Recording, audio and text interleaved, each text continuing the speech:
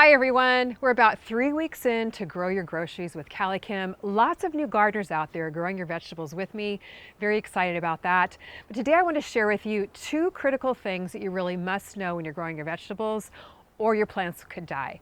If you know these 2 critical things, it makes growing your vegetables so much easier and you have a lot more chance of success. Those 2 things are your frost date and growing the right vegetable for the right season. First critical thing for all gardeners to know is your frost date. Your average last frost date in the spring is about the time where you get the last frost in your area, and your average first frost date in the fall is about the time you get the first frost in your area in the fall. Very important, you can't plant seeds into frozen ground. If you get your seeds out too soon and then you get a frost, your seedlings could die. So super important that you know these dates. Now, how are you supposed to know this date? Easy, you can head over to almanac.com. They have a really handy frost date calculator.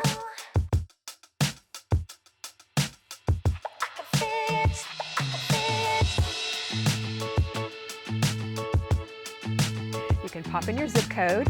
This holds true for US and Canada. And it gives you the average date where you last get frost in your area. After that last frost date, the soil will start to warm, the temperatures will rise. It's a great time to get your seedlings planted out in the garden or to plant your seeds outside. Now keep in mind, this date on almanac.com is just an average frost date based on historical temperatures in your area.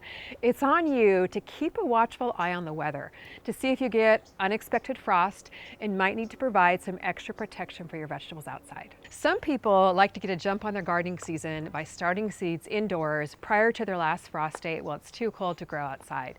For example, gardener A wants to have veggies on their table sooner, so they start their tomato seeds inside about 8 weeks before their last frost date. That way, when their last frost date comes, they have little seedlings to put out into the ground, putting vegetables on their table a whole lot sooner. Gardener B, however, decided they don't want to start seeds indoors. So when the last frost date happens, they start some seeds outdoors in their garden, but it pushes out them harvesting their tomatoes about 8 weeks after gardener A. Now for the fine print, important things that you need to know. Each area will have a different frost date. So gardeners are going to be at different points in their growing season. Their plants might be at different sizes. No worries, just pay attention to that frost date and keep in mind that a frost could occur after that date. So always, always, always keep your watchful eye on the weather forecast. Again, if you live in an area where you don't have frost, the southern climates like Southern California, Texas, Florida, or you only get light frosts, you want to start your veggies indoors about 6 to 8 weeks before the temperatures start to warm up and are appropriate for the vegetables that you're growing. We'll cover that in just a moment. The second critical thing you really need to know as a gardener is to grow the right veggies in the right season. It's going to make your job so much easier and you'll be able to grow a ton more veggies this way.